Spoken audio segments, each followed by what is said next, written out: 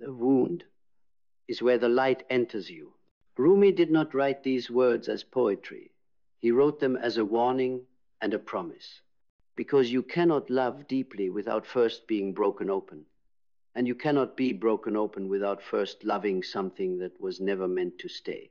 We are raised in a world that tells us to fear pain, to avoid loss, to run from grief like it's a disease. But the mystics knew better.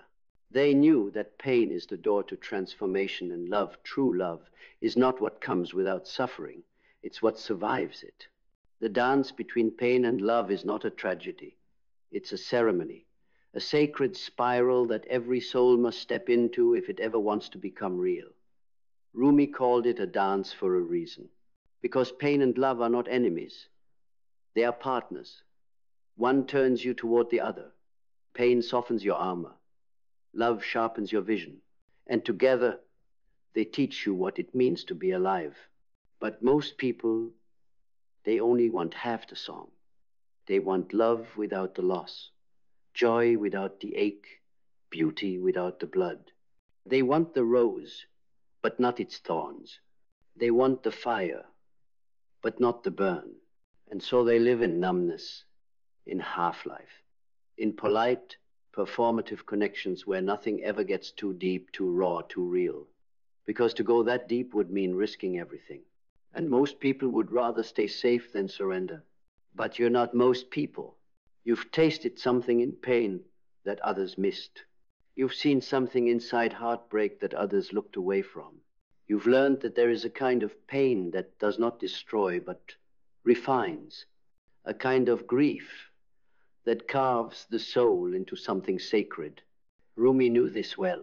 He lost his teacher, his twin flame, his soul mirror, Shams of Tabriz, and in that loss, something opened in him that would never close again. He didn't run from the grief. He didn't bury it under distractions or drown it in pleasure. He danced with it. He turned his mourning into music.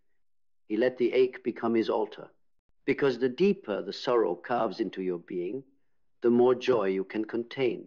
That's the law of opposites, the law of divine polarity. The same force that rips you open is the one that makes you vast enough to hold more love, more beauty, more truth. You are not here to be untouched. You are here to be transformed. And transformation doesn't come gently. It comes with fire. It comes with silence that feels like exile. It comes with losses that feel like death. But the mystics, they smiled at this because they knew the soul doesn't grow through comfort. It grows through contact, with pain, with paradox, with the parts of ourselves we've tried so hard to hide. When you love deeply and lose, when you give fully and are left, when you open and are wounded, don't curse the pain. Bow to it, because pain is the proof that your heart was open, that you were brave enough to feel something real in a world addicted to numbness. Pain means you loved. And love, real love, is never wasted, even if it breaks, even if it's betrayed, even if it disappears. Because love is never about possession. It's about expansion, about letting another soul rearrange your universe, about becoming more than you were before they touched you. And if they leave, then so be it. They've done their work. Now you must do yours. You must stay with what they left behind. The emptiness, the ache, the echo. Because within that echo is the map, the divine code, the sacred wound that will lead you deeper into your own becoming. And yes, it hurts. Yes, it breaks you. But breakage is not the end. It is the beginning. In Jungian terms, it is the call to individuation, to become whole by integrating the very parts of you that pain exposed. You don't run from this dance. You enter it consciously. You say yes to the spiral, yes to the unraveling, yes to the sacred descent, because this descent is how you rise, not with ego, but with soul. You stop chasing love that doesn't honor your depths. You stop settling for safety over truth. You stop begging for crumbs when you were born to be a feast. And instead you become the kind of person who holds pain and love in the same palm, who doesn't collapse when hurt but opens wider, who doesn't harden after heartbreak but softens deeper. This is the warrior path of the mystic, the paradox of divine strength, to stay open when the world gives you every reason to close, to love again, not because you forgot the pain, but because you remembered who you are beneath it. Pain humbles you, love resurrects you, and the dance between the two is where your soul becomes visible. So dance not around it, through it. Let the music of your suffering become the rhythm of your transformation. Let the ache in your chest become the doorway to your freedom. Let love, not as fantasy, but as fire, become the force that remakes you from the inside out. This is the path Rumi walked. This is the path that calls you now to bleed beauty, to ache awake, to turn pain into poetry, and to let every heartbreak become holy.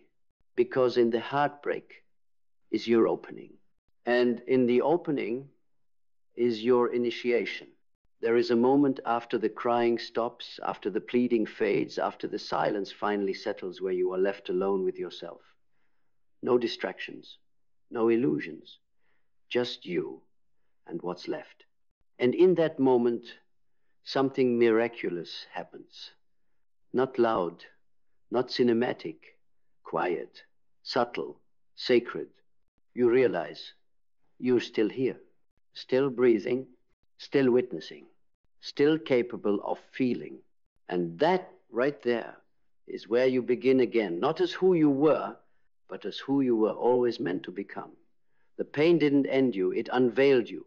The parts you abandoned to be loved, the parts you silenced to be accepted, the pieces of your soul you scattered to be chosen, they start whispering back. And they don't want revenge. They want reunion. This is where the true love story begins, not between you and another, but between you and your own soul. Because the greatest romance is the one where you stop ghosting yourself. You stop betraying yourself for the sake of harmony. You stop shrinking your truth to avoid loneliness. You stop ignoring the ache just to keep others comfortable. And instead, you sit with it. You hold space for your grief like a sacred guest. You ask your pain what it wants to show you. And you listen, not with your ears, but with your entire being. This is what the Sufis call remembrance. Zikr, not of God as something external, but of your own divine essence. You remember that love is not something you find, it's something you return to, again and again. Not in someone's arms, but in the arms of your own presence. You become the love you were searching for, and not in theory, in practice, in how you speak to yourself, in how you hold your boundaries, in how you walk away from what wounds you, even when it hurts. Because love, real love, begins with your no. Your sacred no to anything that dishonors your depth. Your no to the false versions of connection. Your no to staying small for the comfort of others. That no is not rejection. It is redirection back toward the truth. And from that truth, your yes emerges. Your yes to life. Your yes to joy. Your yes to mystery, to beauty, to the terrifying vulnerability of feeling it all. Because you're not here to feel halfway. You're not here to live numb, to love safe, to die slowly behind a mask of fine. You are here to shatter, and then to shine, to fall to your knees in surrender, and then to rise in devotion, to be cracked wide open until love pours through you, not as possession, but as presence. And what you learn, what all mystics eventually learn, is that the heartbreak was never the end of love. It was the beginning of it. Because now, when you love, it's not out of need. It's out of overflow. You've stopped trying to extract worth from others. You no longer confuse attachment with connection. You've broken the contract that said, if you hurt me, I'll abandon myself. You don't do that anymore. You stay. Not for them, for you. You stay with yourself through every storm, through the loneliness, through the ache, through the nights where your chest feels like it's caving in. You become the lover that never leaves. And in doing so, something shifts. You stop chasing. You start attracting. You stop performing. You start radiating. Your energy changes. Your presence deepens. Because now you carry the weight of someone who has died and come back, of someone who has lost everything, then realized they were everything they needed all along. You've become holy ground, not because you are perfect, but because you are real. You've wept on the floor and still stood back up. You watched yourself break and chose to love the pieces. You've known the sting of absence and still chose to give. And that willingness to love again after devastation, that is divinity. That is God inside the human. That is what Rumi meant when he said, don't get lost in your pain. Know that one day your pain will become your cure. Because your pain is not just a wound. It is a womb where something ancient is being reborn in you. Let it strip you of who you thought you had to be. Let it humble you, unravel you, rewire you. And when it's done, let it teach you how to love. Not with fear, not with control, but with surrender. Because when you dance with both pain and love as partners, not enemies, you stop seeking the light and you become it. You become it not in moments of perfection, but in the aftermath of chaos. You become it when you are bent, but do not break. When you are emptied, but do not curse the hollow. When you are forgotten, and yet you still remember who you are. That is when the light awakens inside you. Not a borrowed light, not a filtered light, but your own. Ancient, luminous, untouched by opinion, untainted by past. The light that says, I am not what happened to me. I am what I choose to become in spite of it. And this is not about healing into the version of yourself that existed before the pain. That self is gone. That self was supposed to die. This is about who you become in the ashes. The phoenix, the rebirth, the evolution that could only come through loss. You are no longer searching for completion in someone else. You are no longer asking to be rescued. You are no longer outsourcing your joy, your peace, your purpose. You are no longer confusing chemistry for destiny. You've stopped mistaking being triggered for being in love. You've stopped calling your trauma patterns fate. Because now you see, love without awareness is addiction. But love with awareness is liberation. You've loved blindly before. You've given everything, only to watch it slip through fingers trembling with hope. You've begged silence to speak. You've tried to earn what was never meant for you. And every time, the universe whispered not as punishment, but as precision, let it go.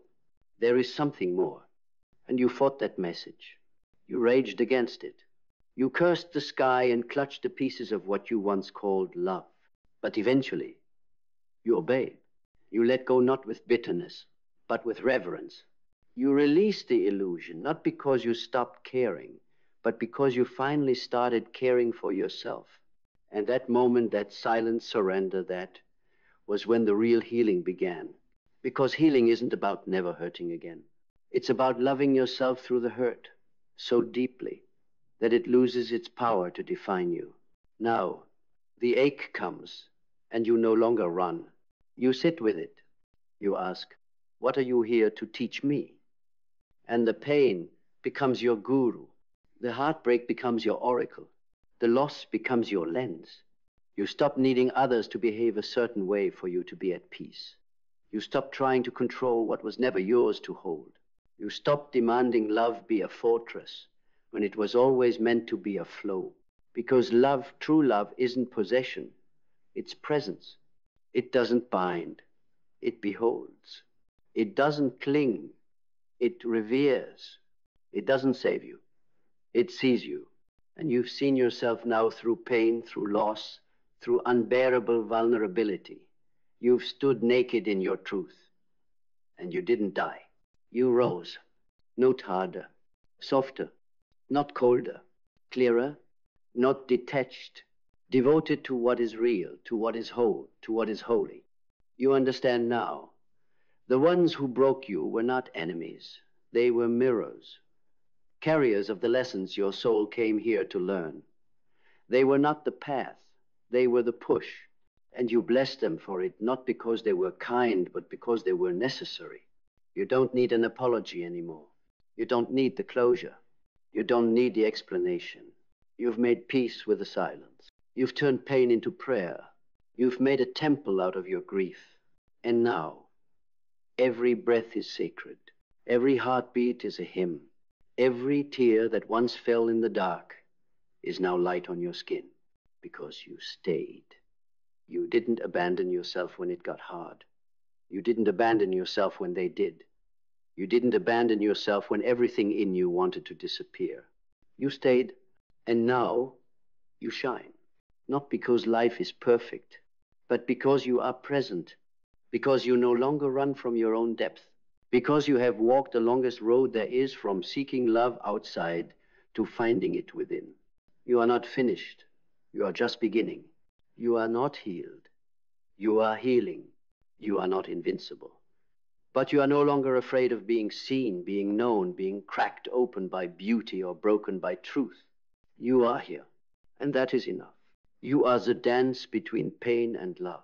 You are the wound and the wonder, the ache and the answer, the silence and the song. And now that you know, live like it. Walk the earth like it. Speak with the clarity of one who has suffered and still says, I choose love. Not because it's easy, but because it's eternal. And this choice to love again, to stay soft in a world that hardens everything it touches, is not weakness. It is the fiercest rebellion, because when you choose love after devastation, after betrayal, after abandonment, you are not choosing naivety, you are choosing resurrection. You are choosing to rise not as you were, but as something entirely new. Something forged by fire, tempered by grief, sculpted by silence. This is not the love that waits for conditions to be perfect. This is not the love that needs guarantees.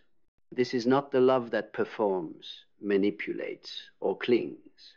This is the love that sees clearly and stays anyway. The kind of love that Rumi wrote of. A love that cannot be lost because it was never borrowed. A love that does not arrive from outside, but is awakened from within. A love that asks nothing but your complete surrender to what already lives inside you. So you stop asking if someone else will love you the way you deserve. You start asking, am I loving myself the way I deserve? And then, slowly, you begin. You touch your own wounds with reverence. You speak to your own soul with kindness. You stop punishing yourself for not being what they needed. You stop abandoning yourself to be chosen. You stop apologizing for being deep, intense, wide open. Because now you understand your depth is not a liability. It's your superpower. The ones who couldn't handle your depth were not wrong. They were just not ready, not built for the gravity of your presence. And that is not your shame to carry. You were never too much. They were simply not enough to hold what you bring. So you stop shrinking. You stop silencing. You stop performing. You begin to live as if your truth is holy. Because at Island, you begin to speak with conviction, to move with certainty, to honor your yes with fire, to protect your no with steel, not from ego, but from sacred self-awareness. Because when you finally see who you are truly, nakedly, gloriously, you refuse to negotiate that truth for anyone. Not for love, not for attention, not for belonging. You belong to yourself now. And that is not loneliness. That is sovereignty. You walk the path now, not to be found, but to be remembered. To become so grounded in your own soul that nothing external can uproot you. Not rejection, not betrayal, not loss. You do not chase love. You attract it through your embodiment. You do not beg for connection. You radiate it through your clarity. You do not explain your worth. You express it in how you breathe, how you walk, how you remain whole in a world addicted to halves.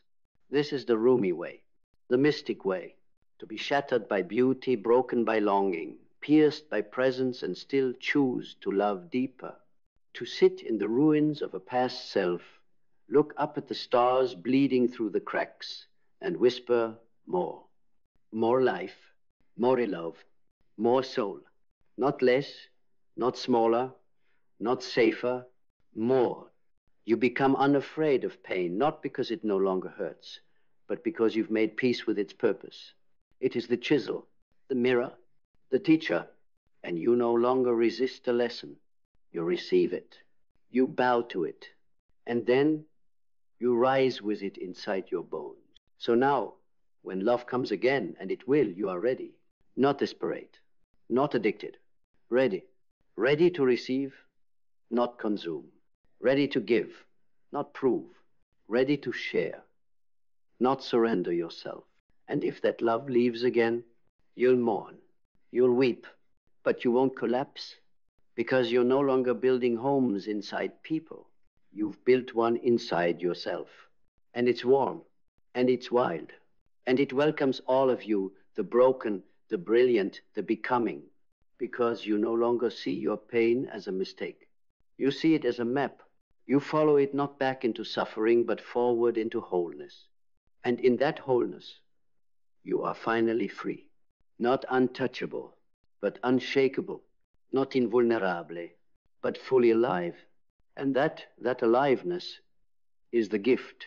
That is what it means to dance between pain and love, not to be spared from either, but to be so open to both that you become a bridge between heaven and earth. You are not here to avoid the storm. You are here to become the sky. And so you stand now, not as the person who never fell, but as the one who kept rising. You are no longer waiting for someone to rescue you from the ache, from the void, from the silence. You have sat with it. You have danced in it. You have become fluent in its language. And now you carry a power that no one gave you because no one could. It was forged in the moments no one saw, in the tears that fell with no witness, in the prayers whispered into a darkness that didn't answer but listened. You are no longer asking, why did it hurt? You're asking, what did it awaken? Because now you know the pain was not punishment. It was preparation. It broke the shell, but not the soul. It dissolved the illusion, but not the essence. It stripped away what was never real to reveal what always was. And in that revelation, you met yourself, raw, radiant, reborn. You've become the flame and the ashes, the question and the answer, the ache and the healing. And when people ask you how you became so calm, so clear, so powerful, you will not give them a 10-step method. You will not sell them a shortcut. You will look into their eyes and say, I stopped running. And to fall, I stopped betraying myself. I made love with my pain until it turned to light. Because that's what this path island, not a straight line, not a clean escape, but a sacred spiral, back to your heart, back to your truth, back to the original fire within you that knew even before the world told you otherwise that you were meant for something more than survival. You were meant for love, but not the kind that fills your emptiness, the kind that overflows from your fullness. So now you love without chains. You walk without fear. You speak without apology. You hold your own hand in the dark and know this is enough. You are enough. You have always been enough. You just needed to lose the world to find yourself.